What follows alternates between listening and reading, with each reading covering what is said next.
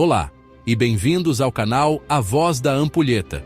Se você gosta deste tipo de conteúdo histórico e filosófico, se inscreva no canal, curta, compartilhe e comente suas dúvidas.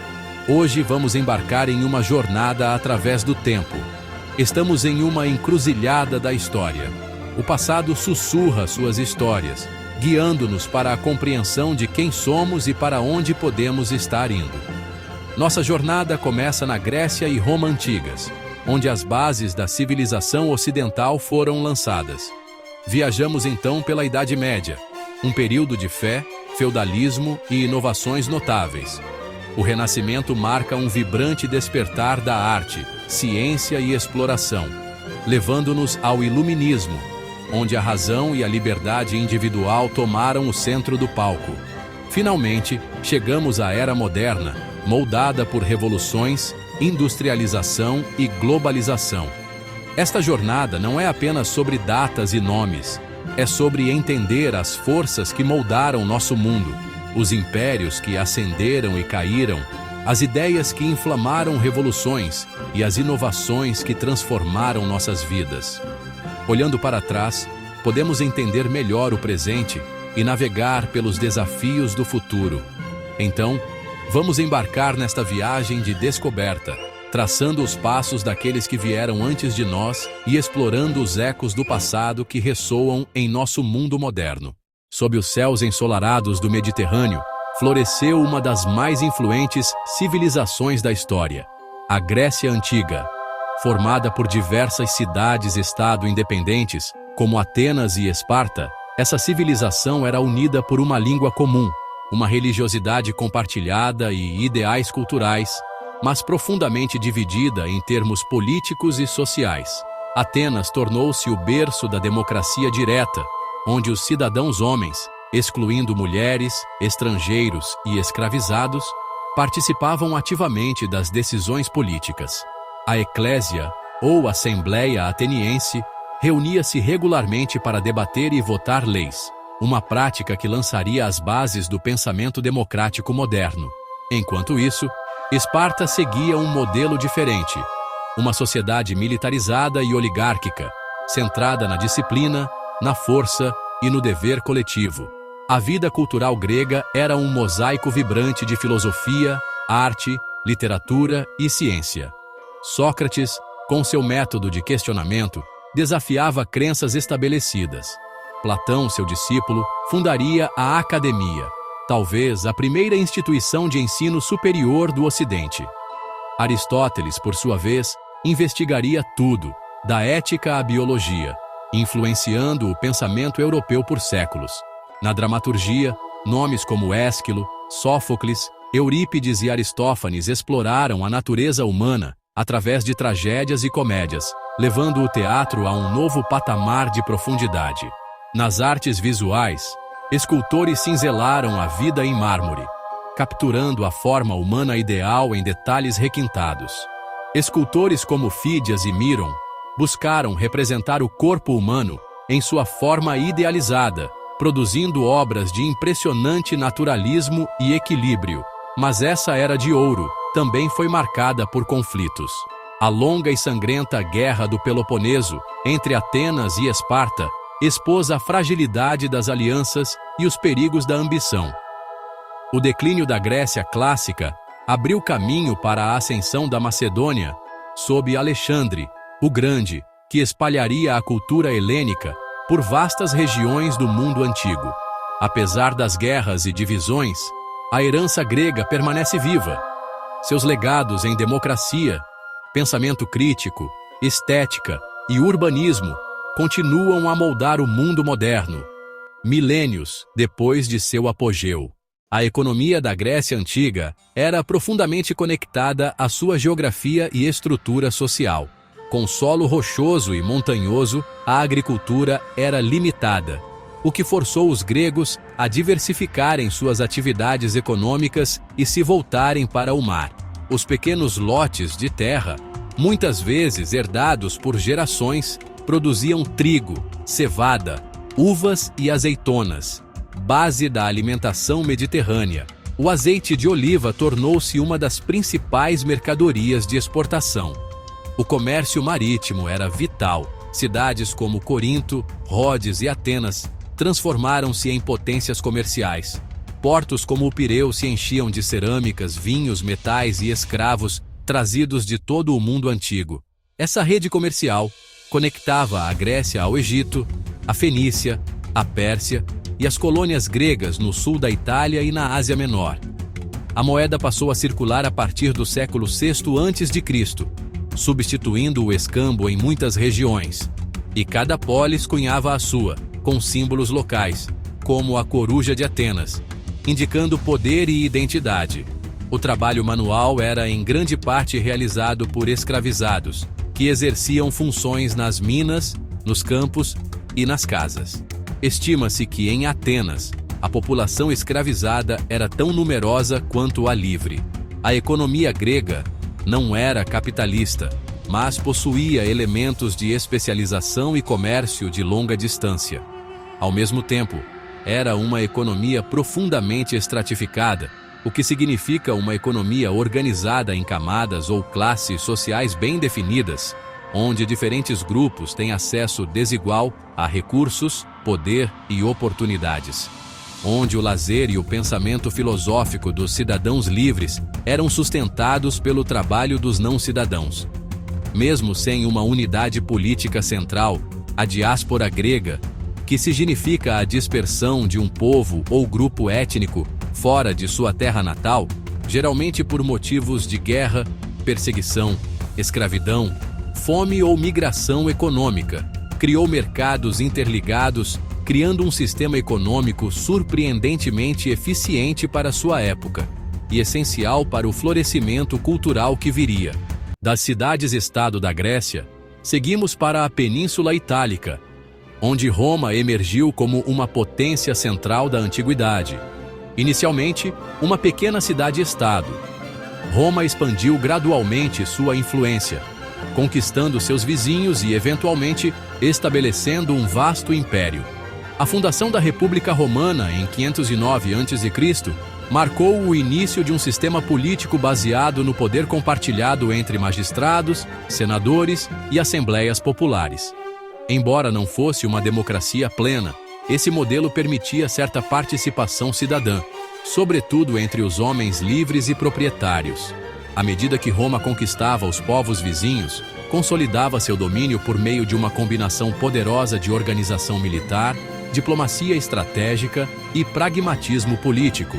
A engenharia romana também era notável. Aquedutos transportavam água por dezenas de quilômetros. Estradas pavimentadas conectavam as províncias mais distantes, permitindo o rápido deslocamento de tropas e mercadorias. No campo militar, as legiões romanas tornaram-se símbolo de força e disciplina, desempenhando papel essencial na manutenção da ordem e expansão territorial. Entretanto, as crescentes desigualdades sociais, a corrupção e as lutas internas fragilizaram a República. A figura de Júlio César, general carismático e ambicioso, representa um ponto de inflexão. Ao ser nomeado ditador vitalício, ele desafiou o equilíbrio republicano e abriu caminho para o nascimento do Império. Após sua morte, Otávio Augusto, seu herdeiro, tornou-se o primeiro imperador romano, inaugurando um novo regime que manteria o poder centralizado por séculos. Durante o chamado Pax Romana, um período de relativa paz e prosperidade, Roma atingiu seu auge. Mas, com o tempo, o Império enfrentou crises econômicas, instabilidade política e invasões externas. A queda de Roma, longe de ser repentina, foi um processo longo que culminou no ano 476 d.C., marcando o fim da Antiguidade e o início da Idade Média na Europa. Antes de sua queda, o Império Romano sustentava uma das economias mais complexas da Antiguidade, baseada na agricultura, no trabalho escravo, no comércio interprovincial e em uma elaborada infraestrutura logística. A economia romana era o motor que mantinha seu vasto império funcionando. No campo, as vilas rurais produziam trigo, azeite de oliva, vinho e outros bens essenciais, como ferramentas e utensílios de ferro e bronze, tecidos e roupas, a carne e produtos de origem animal, abastecendo tanto o exército quanto os centros urbanos. A produção de trigo e outros cereais era fundamental para alimentar a população, especialmente em Roma e nas províncias do Império. A cidade de Roma, em particular, dependia de importações de grãos das suas províncias do Egito, Sicília e norte da África. Eram essenciais tanto para o consumo diário quanto para o comércio. O vinho, por exemplo, era consumido em grandes quantidades por todas as classes sociais. Produtos como carne, laticínios, peixe e ovos também eram consumidos, sendo muitas vezes comercializados nas cidades através de mercados. Os romanos produziam tecidos, especialmente lã e linho, para vestuário e para a construção de tendas, cortinas e outros itens necessários. As grandes propriedades, ou latifúndios, eram geralmente operadas por escravizados, prisioneiros de guerra, em sua maioria, que formavam a base da mão de obra rural e urbana. O comércio florescia graças à estabilidade das rotas e à unificação monetária sob o denário romano. Produtos circulavam entre o Egito, a Gália, o Oriente Médio e até a Britânia, com Roma funcionando como o coração pulsante desse sistema. O comércio marítimo romano se expandiu por um território muito maior devido ao império vasto e unificado. Roma controlava as principais rotas comerciais no Mediterrâneo, estabelecendo uma rede eficiente de portos e estradas. Portos importantes como Óstia, o principal porto de Roma, e Alexandria, no Egito, eram cruciais para o comércio. Enquanto os gregos eram mais focados no comércio de longo alcance, em grande parte devido à sua grande frota mercante, os romanos conseguiram integrar ainda mais as rotas comerciais ao expandir suas fronteiras. Eles facilitavam o comércio não apenas no Mediterrâneo, mas também com regiões mais distantes como a Britânia, o Cáucaso e a Pérsia. O comércio romano se destacou pela grande diversificação de mercadorias, abrangendo uma vasta gama de produtos, incluindo especiarias, como pimenta, canela, cravo, metais preciosos, vinhos, grãos, tecidos e escravos. O sistema de navegação romano era mais sofisticado e o império incentivava a segurança e a estabilidade nas rotas comerciais, criando um ambiente favorável para o crescimento econômico. Embora os gregos tivessem embarcações rápidas e ágeis, como os triremes, os romanos, com o tempo, desenvolveram um sistema de navios mercantes maiores e mais estáveis, que eram mais eficazes para o comércio de larga escala. A infraestrutura portuária romana também era mais avançada, com docas e graneleiros para transportar grandes volumes de mercadorias. Embora o comércio marítimo grego tenha sido crucial e muito desenvolvido em suas próprias condições, Roma teve um comércio marítimo mais estruturado e de maior escala, devido à sua organização política e econômica mais centralizada e ao vasto império que controlava. Portos movimentados, como os de Óstia e Alexandria, faziam a ponte entre continentes.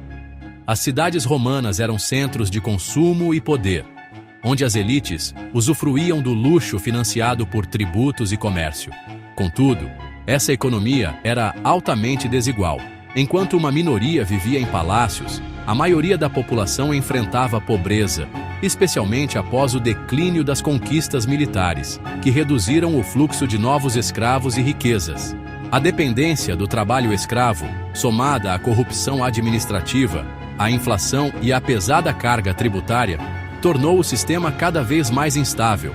Com o tempo, à medida que as invasões bárbaras isolavam regiões do império e o poder central se enfraquecia, a economia urbana entrou em colapso.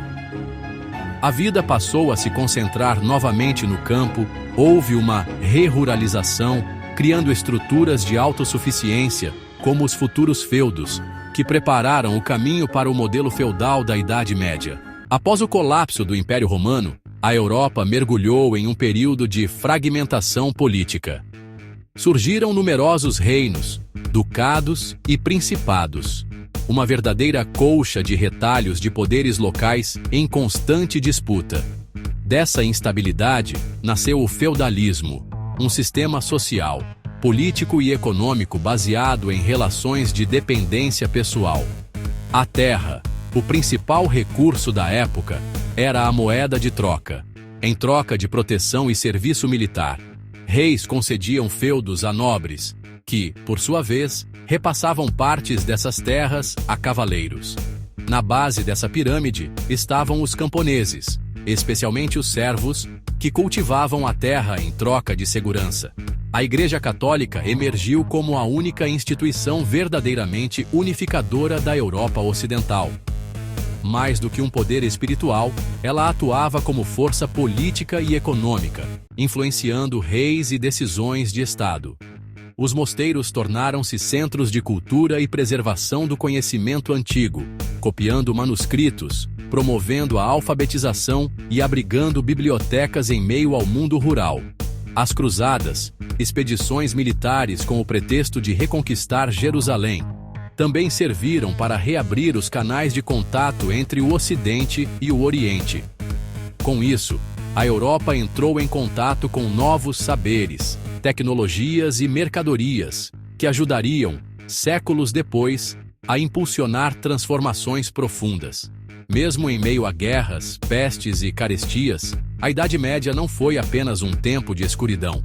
O arado pesado e a rotação de culturas aumentaram a produtividade agrícola, e o surgimento das feiras medievais e das cidades muradas marcou o renascimento do comércio, o que permitiu o crescimento das populações rurais. A invenção do moinho de água e do moinho de vento mecanizou tarefas como moagem de grãos, transformando a produção e o uso da energia. A criação das primeiras universidades medievais, como Bolonha em 1088, ou Paris em 1150, e Oxford em 1167, institucionalizou o saber e fortaleceu a cultura letrada europeia medieval, e a redescoberta dos textos clássicos lançaram as bases do pensamento científico e do Renascimento. A imprensa de tipos móveis, desenvolvida por Gutenberg em 1440, ou seja, no século XV, revolucionou a transmissão do conhecimento, permitindo a produção em massa de livros e a disseminação de ideias. Ela acelerou a difusão do saber e marcou o fim da Idade Média, ao lado de outras inovações que cruzaram fronteiras e culturas. A bússola magnética no século XI, na China, adotada pelos europeus no século XIII, transformou a navegação e abriu caminho para as grandes explorações marítimas. Os árabes preservaram e expandiram o conhecimento antigo em centros como Bagdá e Córdoba, contribuindo com invenções e avanços em medicina, matemática e óptica.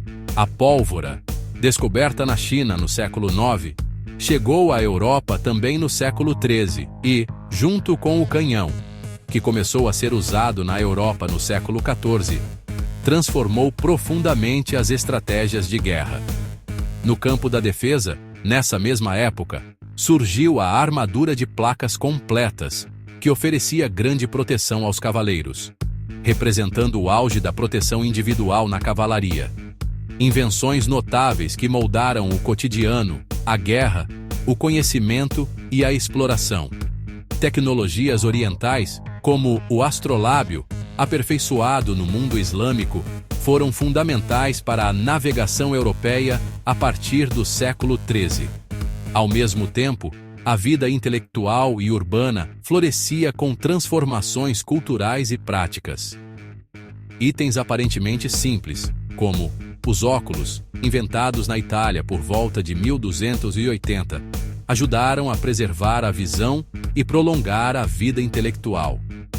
E o garfo, embora já utilizado no Império Bizantino no século XI, só se popularizou na Europa Ocidental entre os séculos XIV e XV, alteraram profundamente os hábitos cotidianos. O relógio mecânico, surgido no século XIV, em cidades italianas como Milão e Pádua, organizou o tempo urbano e ajudou a disciplinar o trabalho nas cidades. Além disso, os códigos legais e as moedas padronizadas, criados por vários reinos, entre os séculos IX e XIV, foram essenciais para o fortalecimento do comércio e da administração pública. Enquanto isso, invenções como a roda de fiar, originária da Índia no século XI, foi adotada na Europa no século XIII e impulsionou a produção têxtil, refletindo em avanços na vida doméstica e na economia feudal. Por fim, a padronização de moedas, como o florim, e códigos legais entre os séculos IX e XIV, fortaleceu os reinos europeus, facilitando o comércio e a administração. A economia medieval era majoritariamente agrária, baseada na produção local e na subsistência. No interior dos feudos, o trabalho dos servos mantinha a estrutura em funcionamento. Aravam os campos, colhiam grãos, criavam animais e entregavam parte da produção como forma de tributo ao senhor feudal. As vilas e feudos funcionavam como unidades quase autossuficientes, com pouca circulação de moeda. Os pagamentos eram feitos em trabalho, colheitas ou mercadorias, o que limitava o comércio e a mobilidade social. Com o passar do tempo, algumas regiões, especialmente no norte da Itália, Flandres e sul da Alemanha, começaram a desenvolver atividades urbanas e comerciais. Feiras sazonais reuniam comerciantes de diversas partes da Europa, trocando tecidos, sal, vinho, especiarias e metais preciosos. A reabertura do comércio com o Oriente, via Mediterrâneo, trouxe novas rotas e produtos, como seda, papel e especiarias. Nas cidades, surgiu uma nova classe, a burguesia, formada por comerciantes, artesãos e banqueiros. Embora ainda sem poder político, sua influência econômica crescia dentro de uma sociedade tradicionalmente dominada por nobres e clérigos. Os bancos medievais, especialmente em cidades como Florença e Gênova, começaram a surgir no final da Idade Média, criando letras de câmbio e sistemas de crédito que antecipavam o capitalismo moderno. Enquanto a economia dos reinos do norte era marcada pelo comércio marítimo e ligas de cidades, como a Liga Hanseática, o sul se destacava pela produção artesanal de luxo e pelos primeiros centros financeiros da Europa. Assim, embora nascida da terra e das obrigações feudais, a economia medieval evoluiu lentamente em direção a um modelo urbano e mercantil, plantando as sementes do mundo moderno que estava por vir. Com o fim da Idade Média, um novo espírito de investigação, criatividade e racionalidade se espalhou pela Europa. Esse período, conhecido como Renascimento, representou um retorno consciente aos ideais clássicos da arte, da filosofia e da ciência greco-romanas. A Itália, com sua rica herança cultural e cidades-estado prósperas como Florença, Veneza e Roma, tornou-se o berço desse renascer cultural. Patrocinados por mecenas como a família Medici, artistas e pensadores deram novos contornos à expressão humana. Durante o Renascimento e o Iluminismo, profundas transformações econômicas ocorreram na Europa. O renascimento urbano e comercial substituiu aos poucos a economia feudal baseada na terra. As cidades se tornaram centros de produção artesanal e intercâmbio comercial, especialmente na Itália, Flandres e regiões do norte da Europa. O surgimento da burguesia mercantil e o fortalecimento dos bancos, como os dos Medici em Florença e os Fugger, na Alemanha, alimentaram um capitalismo incipiente. Novas formas de crédito, contabilidade e investimentos viabilizaram grandes empreendimentos comerciais, inclusive as futuras expedições marítimas. Leonardo da Vinci, Michelangelo e Rafael elevaram a arte a novos patamares. Leonardo, considerado o arquétipo do homem renascentista, destacou-se não apenas como pintor, mas também como cientista, engenheiro, anatomista e inventor. Suas obras, Mona Lisa e A Última Ceia, são até hoje marcos da história da arte. Sua enigmática Mona Lisa e A Última Ceia permanecem entre as obras de arte mais famosas já criadas. O Renascimento também testemunhou um aumento na exploração científica.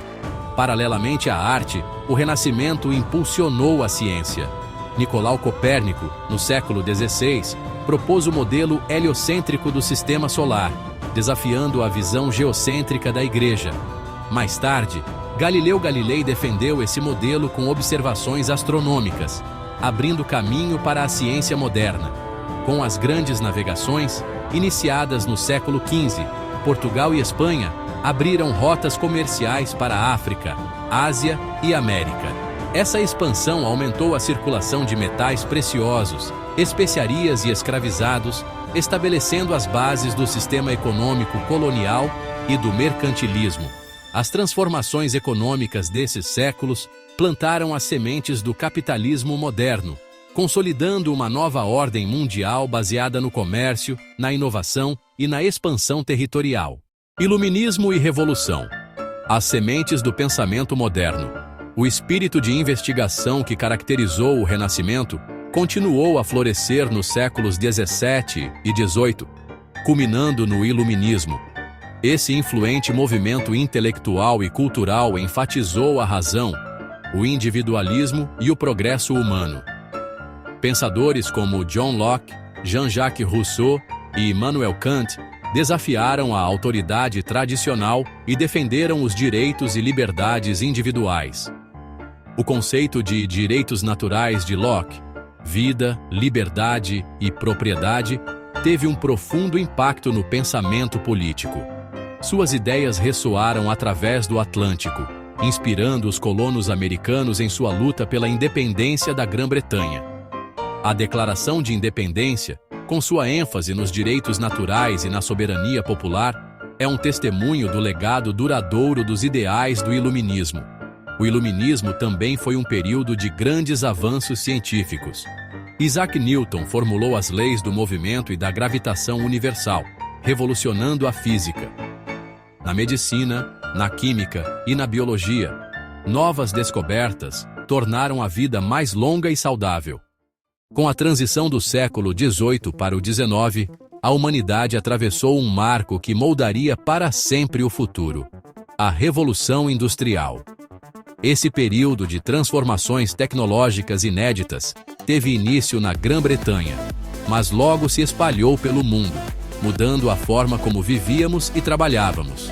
Naquela época, a inovação nas técnicas de produção, especialmente na indústria têxtil, na siderurgia e na utilização de energia a vapor, foi a chave para o novo modelo de produção.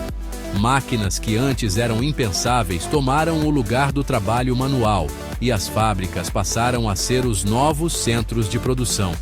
Com isso, milhões de pessoas que antes viviam no campo se mudaram para as cidades em busca de novas oportunidades de trabalho. A produção em massa trouxe consigo uma redução no custo das mercadorias e aumentou a disponibilidade de bens, o que parecia ser uma vitória para os consumidores. No entanto, o preço desse progresso veio em forma de problemas sociais como a poluição, a superexploração da mão de obra e o trabalho infantil. As condições de vida nas cidades industriais eram precárias e as desigualdades aumentaram exponencialmente. Um dos maiores ícones dessa transformação foi a máquina a vapor, aperfeiçoada por James Watt. Ela não só revolucionou a indústria, mas também o transporte, com a criação das locomotivas e dos navios a vapor. O comércio e a comunicação entre diferentes regiões tornaram-se mais rápidos e eficientes, dando início a uma era de conectividade global que antes parecia impossível. A Revolução Industrial foi, portanto, um ponto de inflexão na história humana, inaugurando uma nova era de crescimento econômico, mas também expondo as contradições de um mundo em transformação. A máquina a vapor, aperfeiçoada por James Watt, tornou-se um símbolo da Revolução Industrial. Locomotivas e navios a vapor revolucionaram o transporte, conectando regiões distantes e facilitando o comércio. A Revolução Industrial marcou um ponto de virada na história da humanidade, inaugurando uma era de crescimento econômico e transformação social sem precedentes. A transição do século XVIII para o XIX marcou o nascimento de uma nova era, a Revolução Industrial. Ela teve suas raízes na Revolução Inglesa e na política de cercos, que incentivou o fechamento de terras comuns para promover a produção agrícola intensiva. Com isso, houve uma enorme transformação nas relações de produção e trabalho. A primeira Revolução Industrial, em 1780-1870, foi caracterizada por avanços tecnológicos, como a invenção do motor a vapor movido a carvão mineral, um marco que impulsionou toda uma transformação. A indústria têxtil, então predominante, passou a utilizar máquinas a vapor em vez de trabalho manual, e a indústria de transportes avançou significativamente com a invenção do trem e do navio a vapor, revolucionando o comércio e a mobilidade. Além disso, o aumento do fluxo de migração rural para a urbana foi uma consequência direta da industrialização, à medida que as fábricas surgiam nas cidades, atraindo pessoas em busca de trabalho. No entanto, essa mudança também trouxe problemas sociais graves, como a poluição, pobreza extrema e o trabalho infantil. Já a segunda Revolução Industrial, em 1870-1920, foi marcada pela invenção do motor de combustão interna, pela eletrificação das fábricas e pela invenção de novos meios de comunicação, como o telégrafo, o telefone e o rádio. O barateamento do aço e a invenção do automóvel e do avião marcaram esta era, que também viu o desenvolvimento da indústria pesada e química e a produção em massa de bens manufaturados.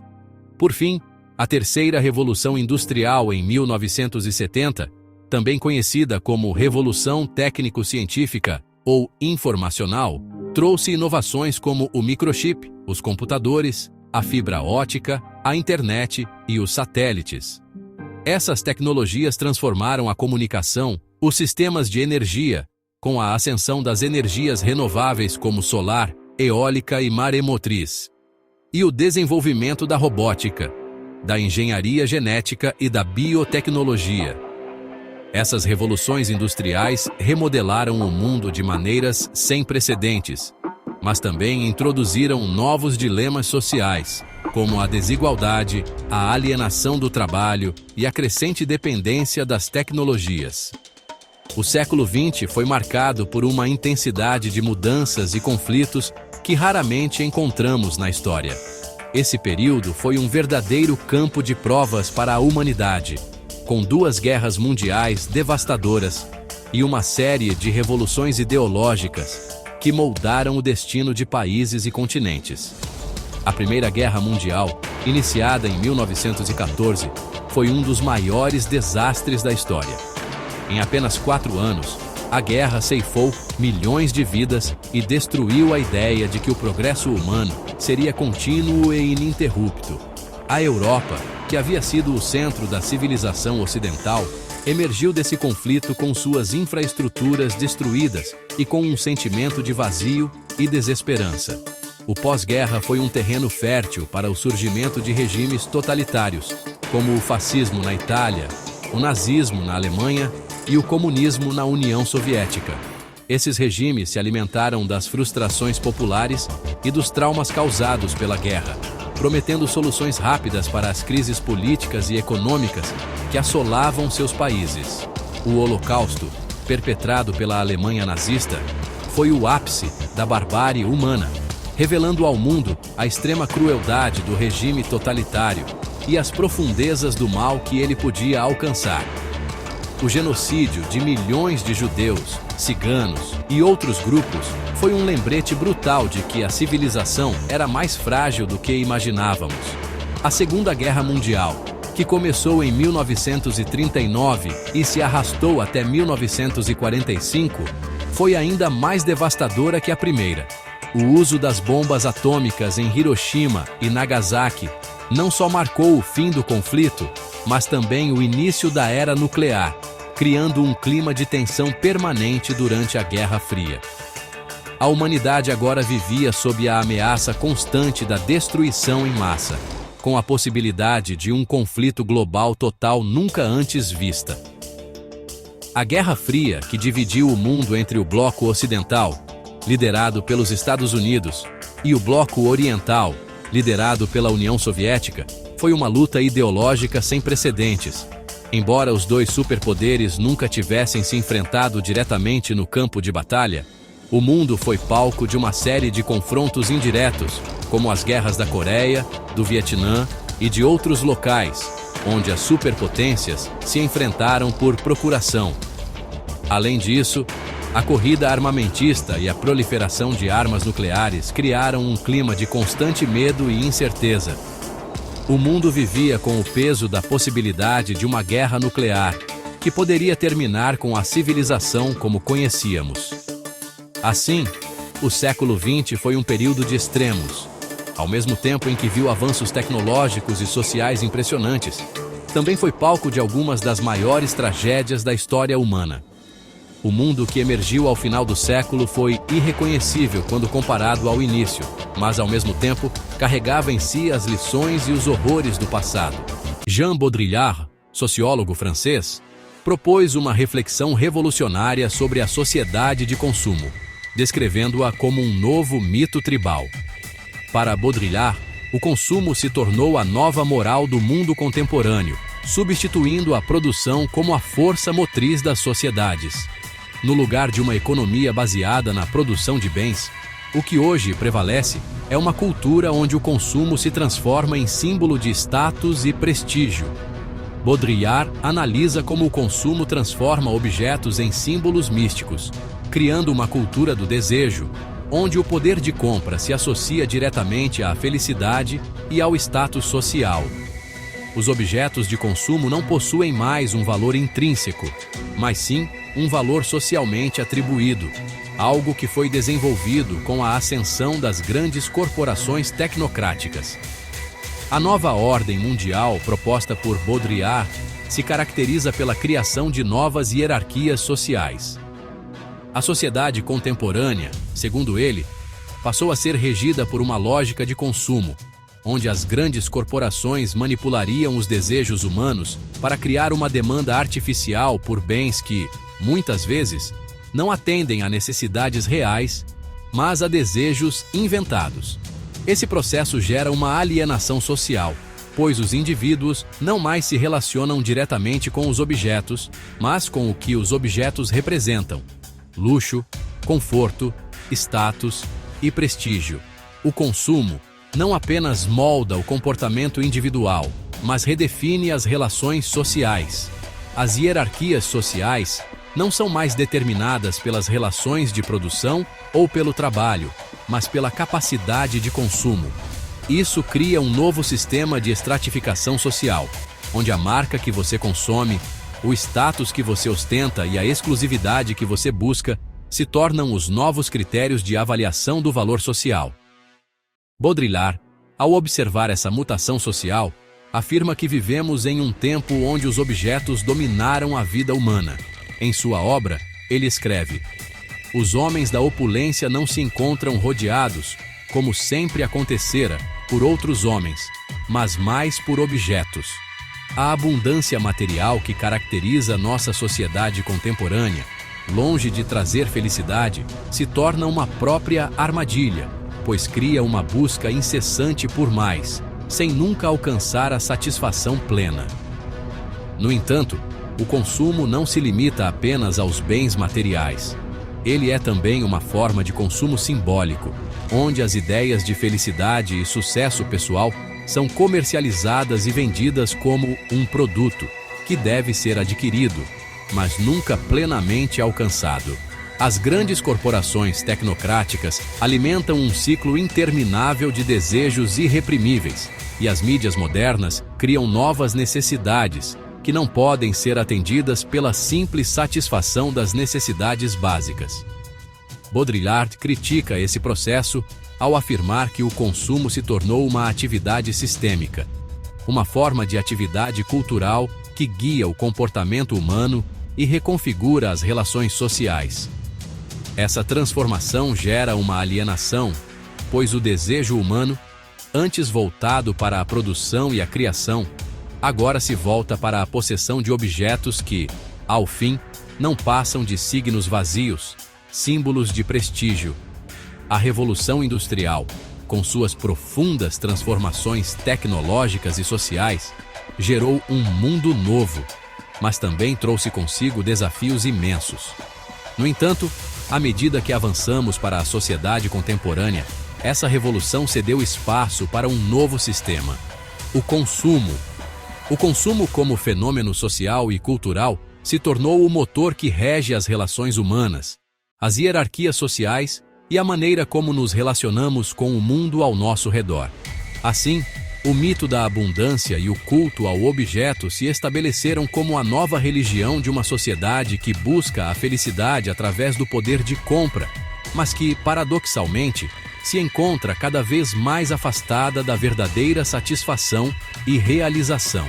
Ao cruzar as ideias de Marx, Tocqueville e Bataille, é possível perceber que o poder não é um fenômeno único ou linear, mas uma teia complexa de forças, contradições e transformações que se manifestam de maneiras diversas ao longo da história. Marx nos ensina que o poder não se limita às esferas jurídicas ou militares, mas se estrutura e se reproduz economicamente. A alienação no trabalho e a fetichização das mercadorias antecipam os contornos da sociedade contemporânea, onde o capital não apenas controla, mas também define o campo de ação dos indivíduos. Sua crítica ao Estado e à ideologia revela as formas sutis e insidiosas com que o poder se disfarça de neutralidade e ordem. Tocqueville, por sua vez, nos alerta para os paradoxos da democracia, onde a igualdade formal, longe de garantir liberdade real, pode gerar uma tirania disfarçada. Ele nos faz questionar as condições para uma democracia genuína, mostrando que, sem uma vigilância constante, a massa pode ser tanto a força de libertação quanto a força de repressão. Seu olhar crítico sobre a apatia política nas democracias modernas ressoa com o atual cenário de centralização de poder e despolitização das massas. Por fim, Bataille nos desafia a olhar para os aspectos irracionais e transgressivos da história do poder. Ele nos lembra que, além da produção e do trabalho, o poder também se funda no desperdício, no sacrifício e na destruição. A sua visão do sagrado, como uma força que rompe com a ordem, nos força a confrontar o lado mais sombrio da experiência humana, onde a transgressão e o excesso se tornam fundamentais para a construção do poder e da soberania. Ao articular esses pensadores, podemos compreender que o poder não é uma unidade homogênea, mas uma multiplicidade de forças que interagem e se transformam. A história do poder é também a história da luta, da alienação, da transgressão e, sobretudo, da busca constante por liberdade e controle. Ao abordar essas ideias em conjunto, conseguimos traçar um mapa mais completo das estruturas de poder que moldam nossas sociedades, revelando as tensões e contradições que atravessam tanto o passado quanto o presente. Reflexões sobre o passado. Visões do futuro. Enquanto estamos na encruzilhada do passado e do futuro, é essencial refletir sobre o longo e sinuoso caminho que nos trouxe até este ponto. Das cidades-estado da Grécia Antiga ao mundo globalizado do século XXI, a humanidade embarcou em uma jornada extraordinária de inovação, conflito e adaptação. Os ecos do passado ressoam em nossas instituições, valores e desafios atuais. O legado da Grécia Antiga vive em nossos ideais democráticos, enquanto a influência do Império Romano pode ser vista em nossos sistemas jurídicos e infraestrutura. O espírito de investigação do Renascimento continua a impulsionar a exploração científica e a expressão artística. Ao navegarmos pelas complexidades do século XXI, podemos extrair sabedoria e inspiração dos triunfos e fracassos daqueles que vieram antes de nós. Ao compreender as forças que moldaram nosso mundo, podemos lidar melhor com os desafios do nosso tempo e trabalhar para um futuro mais justo, equitativo e sustentável. A pergunta que devemos nos fazer é a seguinte: qual será o nosso legado? Como as gerações futuras se lembrarão do nosso tempo neste planeta? As respostas a essas perguntas estão nas escolhas que fazemos hoje.